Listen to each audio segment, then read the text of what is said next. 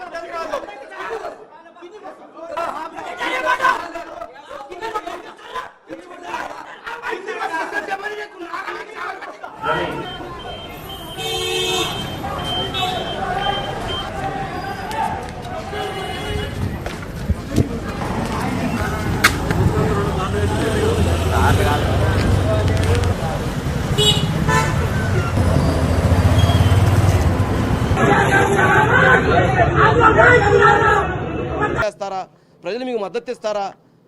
ఇది ఆలోచించుకోవాల్సినటువంటి అంశం. ఇందులో ఎటువంటి మహా న్యూస్ వైపు నుంచి ఎటువంటి తప్పిదం లేదు.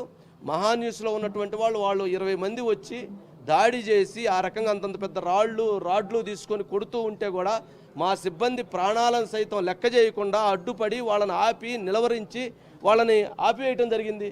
నిజంగా చచ్చిపోతే ఏంటండి జర్నలిస్టులు? చంపేస్తే ఏంటి? ఏం చేస్తారు? ఏం చేయాలనుకుంటున్నారు సమాజానికి? చంపడానికి వచ్చారు కదా అంటే ఏం చేస్తారు? చంపి. ఇది ప్రజలు ఆలోచించుకోవాలి. ప్రతి ఒక్క మనిషికి బాధ్యత ఉంటుంది. పార్టీ మంచి చేసిందా, చెడు చేసిందా, ఆ వ్యక్తులు చేసినటువంటి చర్య మంచిదా కాదా అనేది ఆలోచించుకోవాలి. దాన్ని కూడా ఇంకా సపోర్ట్ చేసుకునే విధంగా కొంతమంది ఎవరైతే తైతెక్కలాడుతున్నారో అది రేపొద్దున మీకే జరిగితే, రేపే మీకు ఇటువంటి పరిస్థితులు వస్తే, రేపే మీ మీద దాడులు జరిగితే ఇంకా మిమ్మల్ని కాపాడతారు? ఎవరు మీకు అండగా నిలుస్తారు? ఇది సమాజం ఆలోచించుకోవాలి, ప్రజలు కూడా ఆలోచించుకోవాలి. మహాన్ న్యూస్ ఖచ్చితంగా ఈ విషయంలో పోరాటం చేస్తుంది, ముందుకు వెళుతుంది. బీఆర్ఎస్ పార్టీ కేటీఆర్ గారికి సంబంధించినటువంటి మనుషులుగా చెప్తున్నారు. వాళ్ళు వచ్చినప్పుడు మా నాయకుడి మీద ఎట్లా పెడతారు, మీరు మా మీద కామెంట్ సెట్ చేస్తారు, ఫోన్ ట్యాపింగ్, అసలు మీరు ఎట్లా మాట్లాడతారు, మిమ్మల్ని చంపేస్తాము, మిమ్మల్ని పొడి చేస్తాము, మిమ్మల్ని నరికేస్తాము, మిమ్మల్ని ఇదే పదాలు. ఏంటది? నరకటం ఏంటి, చంపటం ఏంటి, ఏంది అసలు? ఒక పార్టీ అండి బీఆర్ఎస్ పార్టీ, టీఆర్ఎస్గా ఒక ఉన్నతమైనటువంటి పార్టీగా దాదాపు వాళ్ళు కేసీఆర్ గారు లాంటి నాయకత్వం నడుస్తున్న పార్టీలో ఈ రకమైన చర్యలు ఏంటండి? అసలు ఏమన్నా సమాజం రేపు ఎటు తీసుకెళ్తున్నారు? ఏమైపోతుంది? నిజంగా తప్పు జరిగి ఉంటే మీరు రండి డిబేట్కి, నన్ను అడగండి, నేనే వస్తా, కేటీఆర్ గారి ఇంటికి వస్తా, రమ్మనండి, నేనే వస్తాను, లేదంటే స్టూడియో రమ్మనండి. తప్పులు మాట్లాడుకోవచ్చు, తప్పు జరిగితే అడగవచ్చు, లేదా వాళ్ళకి రైట్స్ ఉన్నాయి, వాళ్ళు దాని మీద నోటీసులు ఇవ్వచ్చు, లేదా ఇంకోటి ఇవ్వచ్చు. నాకు రైట్స్ ఉంటాయి, నేను దాని మీద ప్రొటెస్ట్ చేసుకోవచ్చు. అంతేగాని ఇంతలో రాళ్ళు ఏంటండి?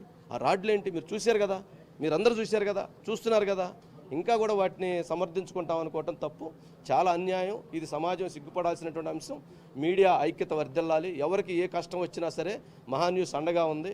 మహాన్ న్యూస్ మీద ఇంత దాడి జరిగిన తర్వాత ఇంకా దాన్ని ఆ రాజకీయ పార్టీ సమర్థించుకునేటువంటి ధోరణి ఏదైతే ఉందో దాన్ని పూర్తిగా తప్పుపట్టాల్సినటువంటి అవసరం కూడా ఖచ్చితంగా నాకు తెలిసి అయితే దాడి జరుగుతుందని వెంటనే డీసీపీ విజయ్ కుమార్ గారు స్పెషల్గా వాళ్ళు వచ్చి దాని బెటాలియన్ మొత్తం తీసుకొచ్చారు. ఇప్పటికే కొద్దిమందిని ఏదో అరెస్ట్ చేశారని కూడా చెప్తూ ఉన్నారు.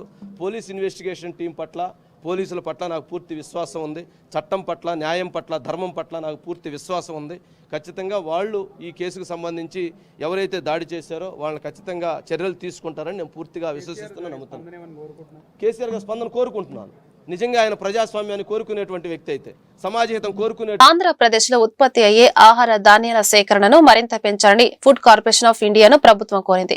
గత ఏడాది నిర్దేశిత లక్ష్యంతో సగం కూడా సేకరించలేదని ఎఫ్సీఐ రాష్ట్ర స్థాయి సమావేశంలో పాల్గొన్న ఎంపీ లావు శ్రీకృష్ణదేవరాయలు తెలిపారు.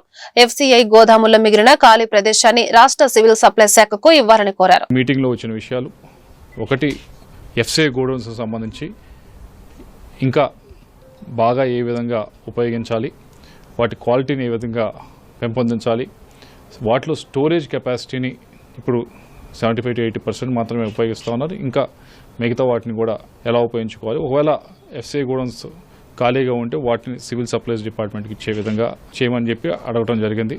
మరొకటి, ఏదైతే రాష్ట్రానికి, ఆంధ్ర రాష్ట్రానికి ఇచ్చారో ఎఫ్సీఐ తరఫున, కేంద్ర ప్రభుత్వం తరఫున ప్రొక్యూర్మెంట్, దాంట్లో ఎంత ప్రొక్యూర్ చేస్తూ ఉన్నారు, అంటే మనం ప్రొక్యూర్ చేసి ఎంత ఎఫ్సీఐకి ఇస్తా ఉన్నాం, ఇంకా ఎంత వెసులుబాటు ఉంది అనేది కూడా ఈరోజు మాట్లాడటం జరిగింది. దాదాపు మనకి 25 లక్షల మెట్రిక్ టన్నుల దాకా ప్రొక్యూర్ చేసుకునే ఎఫ్సీఐ తీసుకునే దానికి అవకాశం ఉంది. కానీ లాస్ట్ ఇయర్ మాత్రం 10 lakh మెట్రిక్ టన్స్ దాకా మాత్రమే ఎఫ్సీఐ మన రాష్ట్రం దగ్గర నుంచి తీసుకుంది. ఇంకా ఎక్కువ ఇచ్చే అవకాశం, తీసుకునే అవకాశం కూడా ఉంది. కాబట్టి దాన్ని పెంపొందించాలని చెప్పి కూడా అడగడం జరిగింది. ఏదైతే థర్డ్ పార్టీ ద్వారా ఈ గోడౌన్స్ అన్నింటినీ కూడా, గోడౌన్స్తో పాటు అక్కడ స్టోర్ చేస్తున్న రైస్, వీటన్నింటినీ కూడా థర్డ్ పార్టీ ద్వారా అసెస్మెంట్ చేస్తూ ఉన్నారు ఎఫ్సీఐ వారు. దాని గురించి ప్రజెంట్ చేయమని చెప్పడం జరిగింది. దాంతోపాటుగా మన సివిల్ సప్లైస్ సంబంధించిన వాటిని కూడా థర్డ్ పార్టీ పరంగా ఏ విధంగా ఆన్ పార్ ఎలా తీసుకొచ్చే అవకాశం ఉందో కూడా సజెషన్స్ ఇవ్వమంటం జరిగింది. అలాగే ప్రొక్యూర్మెంట్కి సంబంధించి కూడా ఎఫ్సీఐ ఏదైతే సిస్టమ్స్ ఫాలో అవుతూ ఉందో, ఏ విధంగా క్వాలిటీ కంట్రోల్ చేస్తూ ఉందో వాటన్నిటి మీద కూడా ఈరోజు మాట్లాడటం జరిగింది. వాటిని ఇంకా ఇంప్రూవ్ చేసే విధంగా కూడా ప్రయత్నించమని చెప్పుకోవటం జరిగింది. డిపెండ్ అయిన ఉన్న రైతులకి మరింతగా ఉపయోగపడే విధంగా కూడా ఏ విధమైన చర్యలు తీసుకోవాలి, ఏ విధమైన మార్పులు చేయాలి అనేది ఈరోజు మీటింగ్లో సూచనలు చేయడం జరిగింది. జగనన్న కాలనీల మాఫియాకు నిలయంగా మారాయని కేంద్ర గ్రామీణాభివృద్ధి కమ్యూనికేషన్ శాఖల సహాయ మంత్రి పెమ్మసాని చంద్రశేఖర్ ఆరోపించారు. ఈ కాలనీలను సమగ్రంగా ప్రక్షాళన చేసి ప్రజలు నివసించేలా సకల సౌకర్యాలు కల్పిస్తామన్నారు. అర్హత ఉన్న ప్రతి ఒక్కరికి ఆయుష్మాన్ భారత్ కార్డులు అందజేస్తామన్నారు. దీంతో ఎన్టీఆర్ ఆరోగ్య మిత్రపై అదనపు ఆర్థిక భారం తగ్గుతుందన్నారు. అలాగే గోరంట్ల వాటర్ స్కీమ్ 4 నెలల్లో అందుబాటులోకి తెస్తామన్నారు. గుంటూరు కలెక్టర్ శంకరన్ హాల్లో శనివారం జరిగిన district development coordination and monitoring committee committee meeting కేంద్ర సహాయక మంత్రి పెమ్మసాని చంద్రశేఖర్ అధ్యక్షతన జరిగింది. ఈ సందర్భంగా కేంద్ర ప్రాజెక్టుల తీరుతన్నుల గురించి కేంద్ర మంత్రి అడిగి తెలుసుకున్నారు. నిర్దేశించిన లక్ష్యంలోనే ఈ ప్రాజెక్టులు పూర్తి చేయాలని జిల్లా అధికారులను ఆదేశించారు.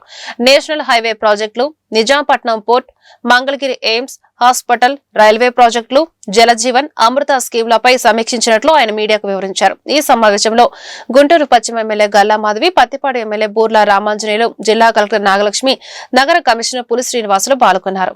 దీని మొత్తాన్ని కూడా ఎక్కడ జలజీవన్ మిషన్ ఉద్దేశం సస్టైనబుల్ వాటర్ సోర్స్ నుంచి వాటర్ తీసుకోవాలి. అయితే ఇది లోకల్గా బోర్లేసి తీసుకోవటం, ఈ విధంగా పాత వర్క్స్ చేస్తున్నారు. దీన్ని మొత్తాన్ని రీవ్యాంప్ చేసి ఏ విధంగా చేయాలనే దాని మీద ఇది చంద్రబాబు నాయుడు గారి లెవెల్లో డెసిషన్ తీసుకోవాల్సిన అవసరం ఉంది. అదేవిధంగా పిఎం సూర్య గారు గుంటూరు పార్లమెంట్కి వచ్చేటప్పటికి దాదాపు 7 నుంచి 8 లక్షల మంది ఎలిజిబుల్ అయ్యే అవకాశం ఉంది. అయితే 1,10,000 మంది రిజిస్టర్ అయ్యారు వాళ్ళకి ఇది కావాలని. ఇప్పటివరకు 10,000 ఒక 10%కే లోన్స్ కానీ లేకపోతే వెండర్స్ తోటి అటాచ్ చేసి నెక్స్ట్ లెవెల్కి వెళ్ళారు. దీంట్లో కొన్ని ఇష్యూస్ ఉన్నాయంటున్నారు. కొంత బ్యాంకర్స్ దగ్గర నుంచి ఇబ్బంది రావటం, అదేవిధంగా ఒక 20% కానీ ఏదైనా ఇనిషియల్ పేమెంట్ ఎవరైతే వీళ్ళు పెట్టుకోవాలనుకుంటున్నారో వాళ్ళ ఇనిషియల్ పేమెంట్కి కూడా రాలేని పరిస్థితి ఉంది. ఎస్సీ ఎస్టీస్కి ఎంటైర్ గవర్నమెంటే 100% ఇచ్చేటువంటి పరిస్థితి. సో దానికి పార్లమెంట్ వైజ్గానా లేకపోతే నియోజకవర్గం పరిధిలోనో టెండర్ కాల్ఫర్ చేసి అది కూడా నెక్స్ట్ లెవెల్కి తీసుకువెళ్లాల్సిన అవసరం ఉంది. సో దాని కోఆర్డినేషన్ మీద కొంత మాట్లాడుకున్నాం. అదేవిధంగా ఆయుష్మాన్ భారత్ హెల్త్ కార్డ్స్ తీసుకుంటే మన పార్లమెంట్లో దాదాపుగా 6 లక్షల వరకు ఇప్పటివరకు కంప్లీట్ అయినాయి. ఇంకా ఎలిజిబిలిటీ 3 lakhs, యాక్చువల్లీ 3.6 lakhs అయితే లాస్ట్ 1 monthలో ఒక 57,000 చేశానన్నారు. ఇంకా 3 లక్షల మందికి ఆయుష్మాన్ భారత్ కార్డ్స్ తీసుకోవచ్చు మనం. దాన్ని కూడా మిషన్ మోడ్లో 1 to 2 monthsలో కంప్లీట్ చేయమని చెప్పాం, చేస్తానని చెప్పారు. దీనిలో చేస్తే అందరికి దాదాపుగా 5 లక్షల వరకు కొంత మన గవర్నమెంట్ మీద భారం తగ్గేటువంటి పరిస్థితి. అదేవిధంగా ప్రధానమంత్రి ఆవాస్ యోజన హౌసింగ్ స్కీమ్ తీసుకున్నాం. ఈ హౌసింగ్ స్కీమ్లో మీరు లాస్ట్ 5 years చూస్తే వాటిని తీసుకెళ్ళి మనుషులకి దూరంగా అంటే ఎక్కడెక్కడ డిస్టెంట్లో కాలనీస్ కట్టారు. అక్కడ ఇన్ఫ్రాస్ట్రక్చర్ లేదు, ట్రాన్స్పోర్టేషన్ లేదు, అక్కడికి ఎవరు వెళ్ళలేని పరిస్థితి. అందులో స్థలాల్లో ఒక మాఫియా, కట్టే వాటిలో క్వాలిటీ లేదంటున్నారు. అదేవిధంగా ఇన్ఫ్రాస్ట్రక్చర్ ఏదైతే ఆ కరెంట్ లైన్లు, ట్రాన్స్ఫార్మర్లు, రోడ్లు వేసారో అవి కొన్ని దొంగతనాలు జరుగుతున్నాయని చెప్పారు. సో ఇవన్నీ చాలా ఇష్యూస్. ఒక్కొక్కరికి 2-3 ఎలిజిబిలిటీలు, డూప్లికేట్ హౌసెస్, చాలా ప్రాబ్లమ్స్ ఉన్నాయి హౌసింగ్ స్కీమ్లో. ఈ హౌసింగ్ స్కీమ్ని మేమంతా మళ్ళీ ఇండివిజువల్గా ఒకసారి రివ్యూ పెట్టుకొని ఇండివిజువల్ సైట్కి వెళ్ళి అక్కడ ఏమేం కావాలో అవన్నీ చూసుకొని ఏ విధంగా చేస్తే ఆ హ్యాబిటేషన్లో మనుషులు నిజంగా వెళ్ళి ఉండగలరు. అంటే ఒక ట్రాన్స్పోర్టేషన్, ఒక బస్సు కానీ, బస్సు సౌకర్యం కానీ, కరెంటు కానీ, లేకపోతే వాటర్ కానీ, రోడ్డు కానీ, ఇవన్నీ చేసే విధంగా ఒక 1 monthలో అన్ని ఈ సైట్స్ని ఒక ఇన్ఫ్రాస్ట్రక్చర్ ప్లాన్ రెడీ చేయమని చెప్పాం. సో అది కూడా చేస్తారు. చేస్తే కొన్ని డిపార్ట్మెంట్స్ని ఇండివిజువల్గా సూర్య గారు వచ్చేటప్పటికి బ్యాంకర్స్ వీళ్ళందరితోటి మన కరెంటు వాళ్ళతోటి కలిపి ఒక రివ్యూ. హైదరాబాద్ లోని ఓ టీవీ ఛానల్ ప్రధాన కార్యాలయంపై జరిగిన దాడిని ఏపీ ఉప ముఖ్యమంత్రి పవన్ కళ్యాణ్ ఖండించారు. ఇది గర్హనీయమైన చర్య అన్నారు. మీడియాలో ప్రసారమయ్యే, పత్రికల్లో ప్రచురితమయ్యే వార్తలు, కథనాలపై అభ్యంతరాలు ఉంటే నిరసన తెలిపేందుకు ఒక విధానం ఉందని, అందుకు భిన్నంగా దాడులకు పాల్పడడం సమంజసం కాదని అన్నారు. న్యూస్ ఛానళ్లపై జరిగిన దాడిని ప్రజాస్వామ్యవాదులు ఖండించాలని కోరారు. ఈ దాడికి కారకులైన వారిపై చట్ట ప్రకారం చర్యలు తీసుకోవాలని తెలంగాణ ప్రభుత్వానికి విజ్ఞప్తి చేశారు. మెప్మా, డ్వాక్రా, చంద్రబాబు మానస పుత్రికలు అని విజయవాడ ఎంపీ కేసినేని చిన్ని అన్నారు. మెప్మాలో పనిచేసే రిసోర్స్ పర్సన్స్ కు విజయవాడలో ట్యాబ్లు పంపిణీ చేశారు. విజయవాడ తూర్పు, పశ్చిమ, సెంట్రల్ నియోజకవర్గాల్లోని 500 మందికి వీటిని అందజేశారు. ఈ సందర్భంగా కేసినేని చిన్ని మాట్లాడుతూ జిల్లాలోని ప్రతి నియోజకవర్గంలో మెప్మా, డ్వాక్రా బజార్ల ఏర్పాటుకు కృషి చేస్తున్నట్లు చెప్పారు. ఈ కార్యక్రమంలో ఎమ్మెల్యే బోండా ఉమా తదితరులు పాల్గొన్నారు. ప్రభుత్వం గౌరవ ముఖ్యమంత్రి గారి ఆధ్వర్యంలో డ్వాక్రా మహిళా సంఘాలు చూసే ఆర్పీలందరికీ కూడా రాష్ట్రం మొత్తం ట్యాబ్లు ఇవ్వడం జరిగింది. వాళ్ళ ప్రభుత్వం మనం చూస్తే డిజిటలైజేషన్ మీద చాలా దృష్టి పెట్టింది. నిజంగా మొన్న కూడా చూసాం, వాట్సాప్ గవర్నర్స్ ద్వారా దాదాపు 550 సేవలు వాట్సాప్ ద్వారా మనం అందుకోబోతున్నాం. అదేవిధంగా రాష్ట్ర ప్రభుత్వానికి డ్వాక్రా మహిళలకి మధ్యలో అనుసంధానం చేసే ఆర్పీలందరికీ కూడా ట్యాబ్ ద్వారా రాష్ట్ర ప్రభుత్వం చేసే అభివృద్ధి కార్యక్రమాలు, అంతేకాకుండా సంక్షేమ కార్యక్రమాలు, డ్వాక్రా మహిళలకి కొత్త పద్ధతుల్లో మార్కెటింగ్ విధానంలో సూచించడంలో, ఈ కామర్స్ కి అంతేకాకుండా వాళ్ళ లోన్లు కానీ వాళ్ళ యొక్క అవసరాలన్నింటినీ కూడా ట్యాబ్ లో నింపి వారిద్దరికి ప్రభుత్వానికి డాక్రా మహిళలకి ఒక అనుసంధానం క్రియేట్ చేయడానికి డిజిటలైజేషన్ ప్లాట్ఫామ్ ద్వారా ఇవాళ ట్యాబ్లు ఇవ్వడం జరిగింది. అటు ఇచ్చిన గౌరవ ముఖ్యమంత్రి నారా చంద్రబాబు నాయుడు గారికి ధన్యవాదాలు తెలుపుకున్నా. ఇవాళ విజయవాడ నగరంలో సుమారు 1,50,000 డాక్రా మహిళలు పనిచేస్తున్నారు. వాళ్ళందరూ నూతన పద్ధతుల్లో మార్కెటింగ్ ఉండే విధంగా కొత్త ప్రోడక్ట్ను తయారు చేసి చక్కటి మార్కెటింగ్ ఈ కామర్స్ లో ఉండే విధంగా నేను కానీ గౌరవ శాసనసభ్యులు బోండా ఉమా గారు కానీ గత నెల రోజుల నుంచి కలెక్టర్ గారిని కలిసాం, మంత్రివర్యులను కలిసాం. నిరంతరం ఇక్కడ ఉన్న పిఓ గారిని అన్నింటినీ ఆలోచించి వాళ్ళకి అవసరాలకి సరిపడా సెంటర్లు కాకుండా మార్కెటింగ్ సెంటర్లు కూడా ఓపెన్ చేసే విధంగా ఇవాళ విజయవాడ నగరంలో డాక్రా మహిళలు రాష్ట్రం మొత్తానికి దారి చూపించే విధంగా మేమిద్దరం కలిసి చేస్తాం. తప్పకుండా దీన్ని అవకాశం ఇచ్చిన పెద్దలందరికీ పేరు నిలబెట్టుకుంటాం, అమలు చేస్తామని ఈ సందర్భంగా తెలియజేస్తాం. దాంట్లో మీరు కీలకమైనటువంటి బాధ్యత వహించే ఆర్పీలు మీరు కూడా బాధ్యత తీసుకోవాలి. మా నియోజకవర్గంలో మీరు 156 మంది ఆర్పీలు ఉంటే దాదాపు 56,000 మంది మా డ్వాక్రా చెల్లెమ్మలు ఉన్నారు. 56,000 మంది అంటే ఈ విజయవాడ నగరంలో హైయెస్ట్ డ్వాక్రా ఉమెన్ ఉన్నటువంటి నియోజకవర్గం సెంట్రల్ నియోజకవర్గం. వాళ్ళకి అన్ని రకాలుగా కూడా ఒక అన్నలాగా మేము అండగా ఉంటాం.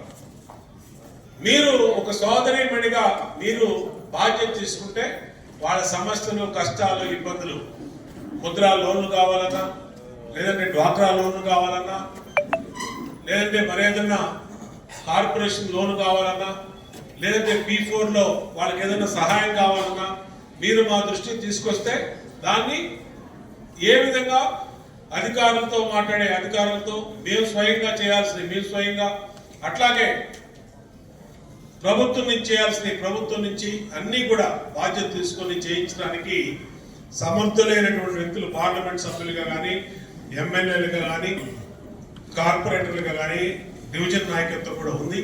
అన్ని స్థాయిలో మీకు తెలుసు ఈ తెలుగుదేశం ప్రభుత్వంలో తెలుగుదేశం దీంట్లో ఏ విధంగా పనిచేస్తామో. వైసీపీ చేసేది నిజమైన ఉద్యమం కాదని ఏపీ కాంగ్రెస్ అధ్యక్షురాలు వైఎస్ షర్మిల విమర్శించారు. జగన్ కు పనికి వచ్చే ఉద్యమాలు మాత్రమే చేస్తారని ఎద్దేవా చేశారు. కాకినాడలో ఆమె మీడియాతో మాట్లాడారు. కాంగ్రెస్ ఒక మహాసముద్రం, పిల్ల కాలువలన్నీ సముద్రంలో కలవాల్సిందే. పార్టీలు సీనియర్ లెవెల్ నిరుత్సాహంగా లేరు. ఎటువంటి వర్గ పోరు లేదు. అందరం కలిసి పనిచేస్తున్నాం. ఏమైనా సమస్యలు ఉంటే వెంటనే పరిష్కరిస్తాం. పార్టీ బలోపేతం కోసమే జిల్లాల పర్యటనలు చేస్తున్నాం. ప్రజల పక్షాన పోరాటాలు ముమ్మరం చేస్తాం. ఈ రాష్ట్రంలో బీజేపీని ఎదిరించే దమ్ము ఒక కాంగ్రెస్ కు మాత్రమే ఉందని షర్మిల అన్నారు. పార్టీ నెక్స్ట్ 4 years లో ఒక బ్రహ్మాండమైన ఫోర్స్ గా తయారవుతుంది అన్న నమ్మకం మాకుంది. బలపడడానికి మేము చేయాల్సిన కృషి అంతా చేస్తాము. మా స్ట్రెంగ్త్ పెరిగే కొద్దికి మీరు అన్నట్టు పిల్ల కాలువలన్నీ మా పార్టీలో చేరాల్సిందే. ఒక్క మాట కూడా ఎక్కడా మాట్లాడటం లేదు.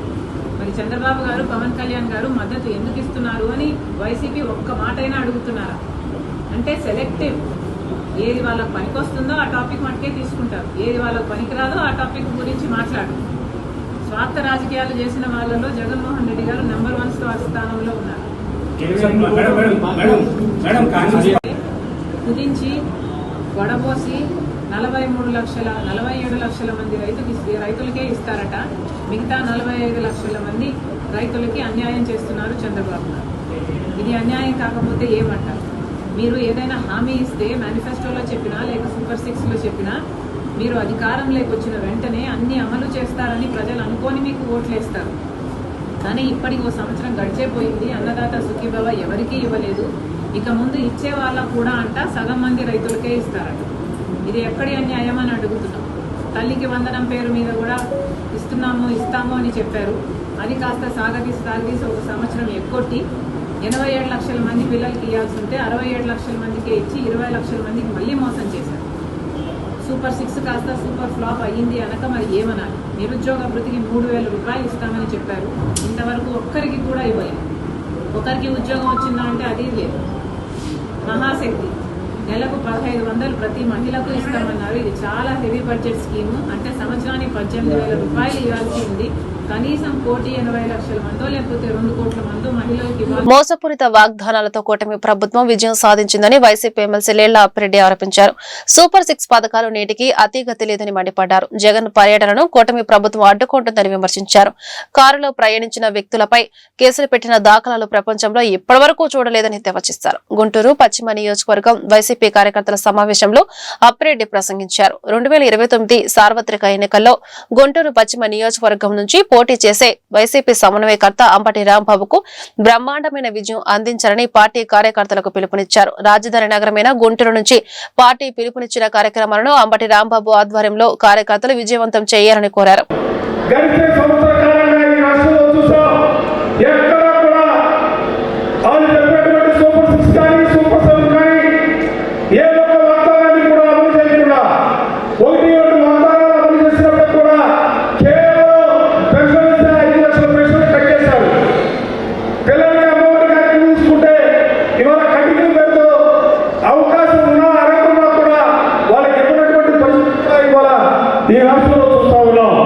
ఇటువంటి పరిస్థితుల్లో జగన్మోహన్ రెడ్డి గారు ప్రజల మధ్యకి వస్తా ఉంటే అడుగడుగునా కూడా అడ్డంకులు సృష్టించి భయం కానీ అవరోధాలు సృష్టించినటువంటి భయం కానీ ఆంక్షలు పెడుతున్నటువంటి పరిస్థితులు కానీ నేను ప్రత్యేకంగా మీ అందరూ కూడా చెప్పాల్సినటువంటి అవసరం లేదు.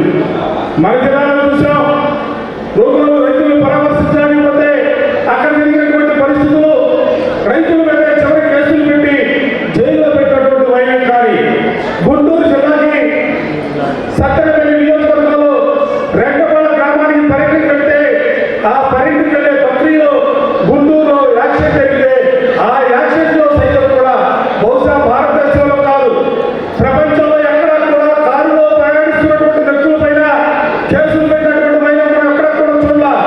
మొట్టమొదటిసారిగా ఆంధ్ర రాష్ట్రంలో జగన్మోహన్ రెడ్డి గారితో పాటుగా కారులో ప్రయాణిస్తున్నటువంటి వ్యక్తులపై కేసులు పెట్టినటువంటి వైరాన్ని కూడా మనం కళ్ళగట్టుగా చూసినటువంటి పరిస్థితులు ఉన్నాయి. ఎందుకు ఈ విషయాన్ని చెప్తున్నానంటే ఇవాళ గుంటూరు పశ్చిమ నియోజకవర్గానికి సంబంధించి రాంబాబు గారి నేతృత్వంలో మనం అందరం కూడా యుద్ధానికి సిద్ధం కావాల్సినటువంటి పరిస్థితులు ఉన్నాయి. అందుకే పరిస్థితులు కూడా క్లుప్తంగా మీ ముందు చెప్తా ఉన్నా.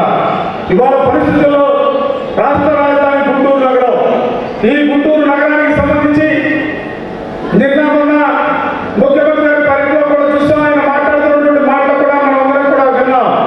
ఇటువంటి పరిస్థితుల్లో ప్రతి వైఎస్ఆర్ కాంగ్రెస్ పార్టీ కార్యకర్త కానీ అభిమాని కానీ రాబోయే ఈ 4 సంవత్సరాల పాటు పార్టీ ఏ కార్యక్రమాన్ని ఇచ్చినా కూడా ఆ కార్యక్రమాన్ని పిలుపునందుకొని జెండా పదాలు పెట్టుకొని ఏ టైంకి పిలిపించినా కూడా గుంటూరులో ఉన్నటువంటి ప్రతి వైఎస్ఆర్ కాంగ్రెస్ పార్టీ కార్యకర్త కూడా సమర రంగంలో దిగడానికి సిద్ధంగా ఉండాలా. రాంబాబు గారి నేతృత్వంలో పార్టీని మరింత బలోపేతం చేసే కార్యక్రమంలో మనమందరం అధిక విద్యుత్ ఛార్జీలు తగ్గించని డిమాండ్ చేస్తూ జూలై 5వ తేదీన ధర్నా నిర్వహిస్తున్నట్లు సిపిఐ జిల్లా కార్యదర్శి జంగల అజయ్ కుమార్ తెలిపారు. ప్రజలపై భారాలు మోపడమే లక్ష్యంగా కూటమి ప్రభుత్వం పనిచేస్తుందని మండిపడ్డారు. విద్యుత్ భారాలతో పాటు స్మార్ట్ మీటర్లు ప్రమాదకరంగా మారాయని తెలిపారు. గుంటూరు కొత్తపేట పార్టీ కార్యాలయంలో శనివారం అజయ్ కుమార్ మీడియాతో మాట్లాడారు. విద్యుత్ భారాలు గౌతమ్ ఆదానికి వరాలుగా మారాయని ఆరోపించారు. విద్యుత్ స్మార్ట్ మీటర్లను అన్ని వర్గాల ప్రజలు వ్యతిరేకించారని పిలుపునిచ్చారు. ఈ సమావేశంలో సిపిఐ నేతలు మాలియాద్రి, హనుమంతరావు, అరుణ్, వలి, చైతన్య పాల్గొన్నారు. కరెంట్ అయిపోయినా ఈ మీటర్లే పెద్ద మోసం. ఈ మీటర్లు ప్రజల జేబులు కొల్లగొట్టడానికి, అదానికి దోచిపెట్టడానికి దేశవ్యాప్తంగా నరేంద్ర మోడీ కుట్రపూరితంగా చేసే దాంట్లో చంద్రబాబు నాయుడు గారు కూడా ఈ రాష్ట్రంలో ఏమాత్రం తక్కువ తినకుండా కరెంటు ఛార్జీల భారాన్ని ప్రజలపై మోపడం అనేది చూస్తూ ఉన్నాం. అంటే ఎన్నికలు అయిపోయినాక ఏరు దాటిన తర్వాత తెప్ప తగిలేసిన చందంగా అనేక అంశాల్లో ఈ ప్రభుత్వం కనపడుతూ ఉంది. అందుకని 5వ తేదీ వరకు ప్రచార కార్యక్రమాన్ని నిర్వహిస్తాం. అన్ని నియోజకవర్గాల్లో, అన్ని పట్టణాల్లో కరెంటు ఛార్జీల భారాన్ని మోస్తున్నటువంటి ప్రజల్ని సమీకరించి ఆయా ప్రాంతాల్లో ఉన్నటువంటి పెద్ద ఎత్తున ఆందోళన కార్యక్రమానికి సిపిఐ ఆధ్వర్యంలో స్టేట్ వ్యాప్తంగా రాష్ట్ర వ్యాప్తంగా పూనుకుపోతూ ఉన్నాం. అలాగే ఈ ప్రభుత్వం ఎన్నికల ముందు జగన్మోహన్ రెడ్డి వచ్చాడు, పట్టణాల్లో సెంటే ఇచ్చాడు, గ్రామాల్లో సెంటు నరే ఇచ్చాడు. ఇది దుర్మార్గం, అది ఇదేదో చాలా చాలా మాటలు చెప్పారు. ఆ రోజున మేము సిపిఐగా పట్టణాల్లో 2 సెంట్లు, గ్రామాల్లో 3 సెంట్లు ఇచ్చి ఇల్లు కట్టుకోవడానికి 5 లక్షల రూపాయలు ఇవ్వాలని జగన్మోహన్ రెడ్డి ప్రభుత్వం పైన సిపిఐగా పోరాటం చేశాం. మా పోరాటంలో వచ్చినటువంటి స్లోగన్ని టీడీపీ వాళ్ళు అందుకొని తాము అధికారంలోకి వస్తే మేము పట్టణాల్లో 2 సెంట్లు ఇస్తాం, గ్రామాల్లో 3 సెంట్లు ఇస్తాం, ఇల్లు కట్టుకోవడానికి 4 లక్షల రూపాయలు ఆర్థిక సహాయం చేస్తామని చెప్పారు. కానీ ఏది సంవత్సరం గడుస్తూ ఉంది. కనీసం ఏ నియోజకవర్గంలోనూ ఏ జిల్లాలోనూ పేదలకు ఇవ్వాల్సిన భూములకు సంబంధించినటువంటి క్లారిటీతో కూడినటువంటి స్థలాన్ని సమీకరించేటటువంటి స్థితిలో ఈ ప్రభుత్వం లేకపోవడం దుర్మార్గం.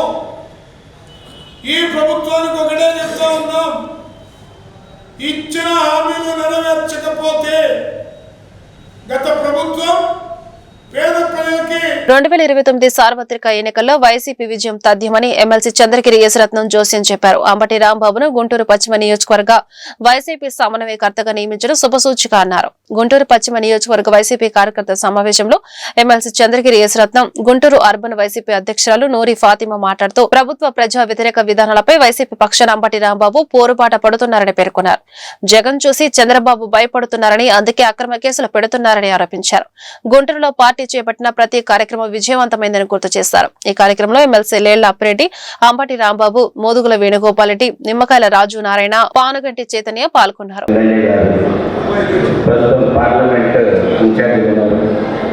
అదేవిధంగా మరొక సోదరి గుంటూరు ఇన్ఛార్జ్ జనరల్ నూరి ఫాతిమా, మరి చైర్మన్ నిమ్మకం రాజనారాయణ గారు, మాజీ చైర్మన్ గారు, రాష్ట్ర బ్యాంక్ విభాగ అధ్యక్షులు పానుగంటి చైతన్య గారు, ఇక్కడున్న వైఎస్ఆర్ కుటుంబ సభ్యులు, కార్పొరేటర్స్, మరి పదవులు అలంకరించిన అందరూ, అక్క చెల్లెలు అన్నారు కూడా నమస్కారాలు. చాలా శుభదినం. ఎందుకంటే మరి గత ఎన్నికల తర్వాత రాష్ట్రంలో ఉన్న పరిస్థితుల్ని మన నాయకుడు జగన్మోహన్ రెడ్డి గారికి అండగా ప్రతి విషయంలో కూడా మన వైఎస్ఆర్సీపీ నుంచి ఏ కష్టం వచ్చినా కానీ మరి నేనున్నాను అని ముందుకు దూకి ఈరోజు మరి జిల్లా పదవి నుంచి ఈరోజు గుంటూరు వెస్ట్ ఇన్ఛార్జి వచ్చిన అంబటి రాంబాబు గారికి ఈ రోజున మనందరం కూడా ఇక్కడ వేదిక ముందు ఉన్న మీరు, వేదికపై ఉన్న మరి అప్పిరెడ్డి గారు, మోదుగుల వేణుగోపాల్ రెడ్డి గారు, మేము అందరం కలిసికట్టుగా పనిచేస్తే రేపు 29 ఎలక్షన్స్లో విజయం తథ్యం అని చెప్పడానికి ఇదొక, ఎందుకంటే ప్రతి ఒక్కరందరూ కూడా ఇక్కడ ఉన్న జనాలు చూసినట్టయితే 2019లో నాకు, 2024లో రజనీ గారికి ఎవరైతే కష్టపడి చేశారో వాళ్ళందరూ కూడా ఈరోజు ఈ సమావేశంలో ఉండటం చాలా సంతోషంగా ఉంది. ఏదేమైనప్పటికీ కూడా రాష్ట్రంలో అంబటి రాంబాబు గారు మన గుంటూరు వెస్ట్ నియోజకవర్గానికి రావడం మనకు చాలా శుభసూచికం. కాబట్టి రాష్ట్ర ముఖ చిత్రంలో గుంటూరు వెస్ట్ మరి మంచి విజయం సాధించేసేసి జగన్మోహన్ రెడ్డి గారికి బహుమతి ఇవ్వాలంటే మనందరం కష్టపడి కృషి చేయాలని ప్రజలు తీసుకెళ్ళటం కానీ, లేకపోతే ఆయన ఒకే మాట అంటారు, నేను దేనికైనా సిద్ధమే, నేను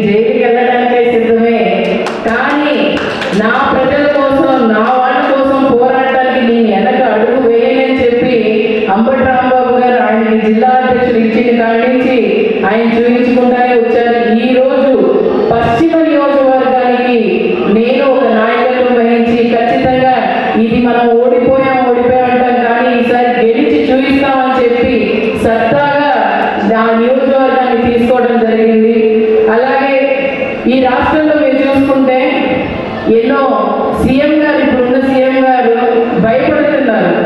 ఆయన మాటల్లోనే అర్థమవుతుంది ఏం మాట్లాడుతున్నారో ఆయనకి అర్థం లేకుండా పోయింది. ఎందుకంటే జగన్మోహన్ రెడ్డి గారి ఆదరణ చూసి ఆయనకి భయం పట్టుకుంది.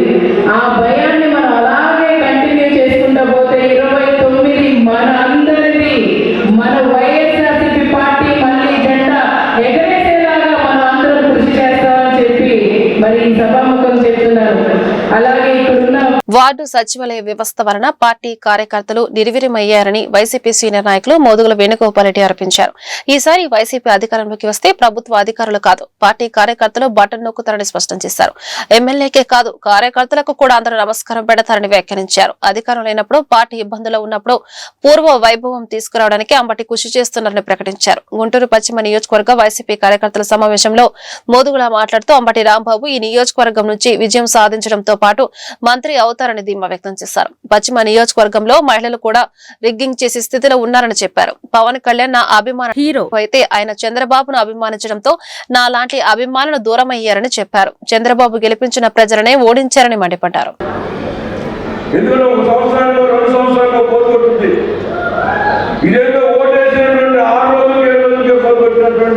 ప్రభుత్వం చంద్రబాబు నాయుడు ప్రభుత్వాన్ని కండపలు పొందుతారు. అందుకని ఈ రోజున అంబటి రాంబాబు గారు గుంటూరు పశ్చిమ నియోజకవర్గం నుంచి ఇన్ఛార్జ్ తీసుకున్నాక ముగ్గురికి అనుభవం ఉంది. వేణుగోపాల్ రెడ్డికి, అప్పిరెడ్డికి, యేసత్రనాథ్కి మేము ముగ్గురు త్రిమూర్తులుగా ఉండి నిన్ను గెలిపించేటువంటి బాధ్యత కూడా మా పుస్తకాలు చేసుకుంటాం. ఎందుకంటే గుంటూరు వ్యక్తిగత రాష్ట్రంలో అధికారులు, గుంటూరు వ్యక్తిగత రాష్ట్రంలో జగన్మోహన్ రెడ్డి సీఎం అయినట్టే అనేటువంటి బాధ్యత నేను చెప్తా ఉన్నా. ఎందుకంటే ఒకసారి మనం ఓడిపోయాం యేసత్ర గారు. ఎందుకంటే ఈ యొక్క గుంటూరు పట్టణంలో అనేకటువంటి ఇబ్బందులు జరిగినాయి. ఎవరో ఊరు వాడు కలిగినటువంటి చిత్తూరుపై దల్లా చేయడం గెలిపించారు, వేణుగోపాల్ ఓడించారు. ఆ రోజు మనని మతాలకు ఎందుకు గెలిపించారు, యేసత్రాన్ని ఓడించారు. ఈ రెండు పార్టీకి గుంటూరు జిల్లాలో తీవ్ర నష్టం జరిగింది. అందులోనే మనం బంతిలాగా నేలపై కొట్టే బంతి ఎగిరినట్టు ఆ ఓటమిలో నుంచి మళ్ళీ పార్టీని నిలబడుకోవాలి, పార్టీని పటిష్టం చేయడానికి బాధ్యత అందరం పుస్తకాలను తెలుసుకోవాలి. నేను అదేవిధంగా ఆ రోజు పార్లమెంట్ వరకు గెలిచినట్టయితే గుంటూరు చెడు కూడా ఆడించేవాడిని. గుంటూరు పట్టణంలో మన కార్యకర్తలు మేసం మెలేసేలాగా గౌరవంగా నిర్మిస్తున్నటువంటి పరిస్థితి ఉండేది. ఆ రోజు ఓటమిలో పైన కూడా నాకు తీసుకొచ్చినటువంటి ఓట్లు మన కార్యకర్తలు మనోభావాలని చెప్పి భావంతో మళ్ళీ కార్యకర్తలు గెలిపించాలనే బాధ్యత పుస్తకంలో వేసుకుంటా.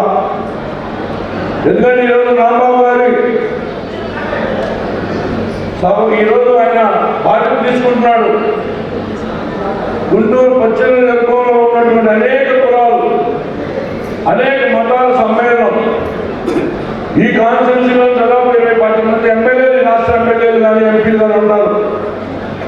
చాలా చైతన్యమైన పార్టీ కార్యకర్తలకు నిరంతరం అందుబాటులో ఉంటామని గుంటూరు పశ్చిమ నియోజకవర్గ వైసీపీ సమన్వయకర్త అంబటి రాంబాబు తెలిపారు. జగన్మోహన్ రెడ్డి అధికారంలోకి రాగానే కార్యకర్తలకు అన్ని విధాల న్యాయం జరుగుతోందన్నారు. చంద్రబాబు, పవన్ కళ్యాణ్ బెదిరింపులకు భయపడేది లేదని స్పష్టం చేశారు. శనివారం గుంటూరు పశ్చిమ నియోజకవర్గ వైసీపీ కార్యకర్తల సమావేశంలో ఆయన మాట్లాడారు. కూటమి ప్రభుత్వం రాజకీయ కక్ష సాధింపు చర్యలో భాగంగా అక్రమ కేసులు బనాయిస్తోందని ఆరోపించారు. 2029 ఎన్నికల్లో గుంటూరు పశ్చిమ నుంచి పోటీ చేస్తున్నట్లుగా ప్రకటించారు. ఈ నియోజకవర్గ సమన్వయకర్తగా ప్రభుత్వ ప్రజా వ్యతిరేక విధానాలపై అలుపెరగని పోరాటం చేస్తామని ప్రకటించారు. ఈ సందర్భంగా తన రాజకీయ జీవితాన్ని ఆవిష్కరించారు. నిజాయితీగా పనిచేసేటటువంటి వైఎస్ఆర్ కాంగ్రెస్ పార్టీ నాయకుల్లోనూ కార్యకర్తల్లోనూ మొదటి ఉండి పనిచేసేవాడు మీ అంబటి రాంబాబు అనేది గుర్తుపెట్టుకోవడం. ఎక్కడ ఈశ్వర్ మాత్రం కూడా పక్కకి జరగనటువంటి వ్యక్తి నేను. ఎన్ని కష్టాలు వచ్చినా, ఎన్ని నష్టాలు వచ్చినా వైఎస్ రాజశేఖర రెడ్డి కుటుంబాన్ని వీడనటువంటి వ్యక్తి మీ గుంటూరు అంబటి రాంబాబు గుర్తుపెట్టుకోవడం. దేన్నైనా ఎదుర్కొంటా. కారణం నాకు ఆత్మవిశ్వాసం పెంచింది. నన్ను ఎవ్వడు పార్టీ మారాలని అనలేడు, ఎవడు నా లాయల్టీని క్వశ్చించలేరు, ప్రశ్నించలేరు. కాబట్టి ఆత్మశుద్ధితో ముందుకు వెళ్ళేటటువంటి మనిషిని నేను. చాలా ధైర్యంగా చెప్పాను ఒక ఇంటర్వ్యూలో, ఆయన లెస్ కరప్ట్ అని. ఇవాళ కూడా చెప్తున్నా, ఆయన లెస్ కరప్ట్ అంటే పొలిటికల్ లీడర్స్ కరప్ట్ కావడే ఉండేది దేశంలో. ఆయన లెస్ కరప్ట్ అని చెప్పినటువంటి మొదటి రాజకీయ నాయకుడిని ఈ రాష్ట్రంలో లేదని మనం చేస్తున్నాం. కాబట్టి ఒక పద్ధతి ప్రకారం, ఒక సిన్సియర్గా రాజకీయాలు చేయాలని భావిస్తున్నటువంటి వ్యక్తిని నేను. దానికి మీ ఆశీస్సులు కావాలని అడుగుతా ఉన్నా. పశ్చిమ నియోజకవర్గపు ఓటర్ మహాశైలు మనం 50,000 మైనస్లో ఉన్నాం. అంటే మన కాస్ట్ చాలా పెద్దదని, అది చాలా బరువైందని మీ అందరికీ చెప్పదలుచుకున్నా. అంత బరువును కూడా ఎత్తడానికి 4 సంవత్సరాలు ఎక్సర్సైజ్ చేయవలసినటువంటి బాధ్యత మన మీద ఉన్నది అనేది మీరు మర్చిపోవద్దు. ఏదైనా ముందుకు వేసిపోతాం వద్దా, మనం చాలా పట్టుదలగా పనిచేద్దాం, అందరం కలిసికట్టుగా పనిచేద్దాం. కలిసికట్టుగా పనిచేసి గుంటూరు నియోజకవర్గంలో, గుంటూరులో ఉన్నటువంటి 2 నియోజకవర్గాల్ని, ఎందుకంటే 2 సార్లు 3 సార్లు పోటీ చేస్తే 2 సార్లు ఒక నియోజకవర్గం గెలుచుకున్నాం, 3 సార్లు 2వ నియోజకవర్గం ఓడిపోయాం.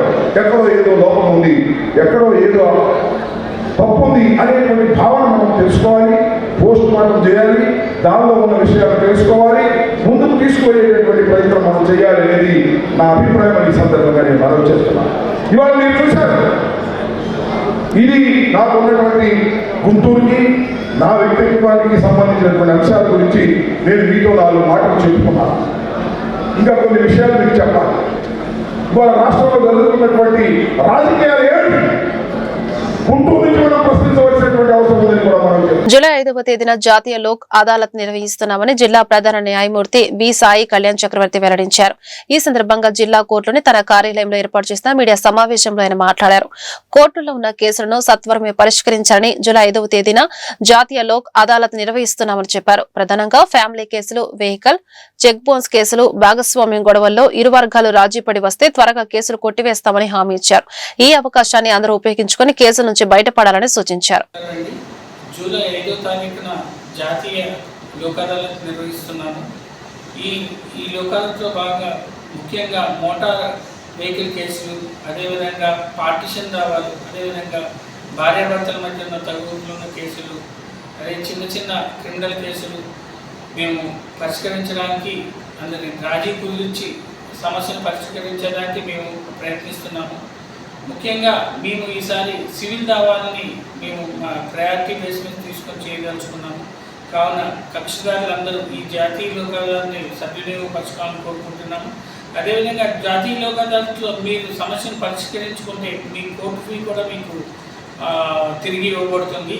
కాబట్టి ప్రతి ఒక్క కక్షిదారులు ఈ లోక్ అదాలత్ని వినియోగించుకోవాలని కోరుకుంటూ సెలవు తీసుకున్నాను. నమస్కారం. ఈ వార్తలు ఇంతతో సమాప్తం. నమస్కారం.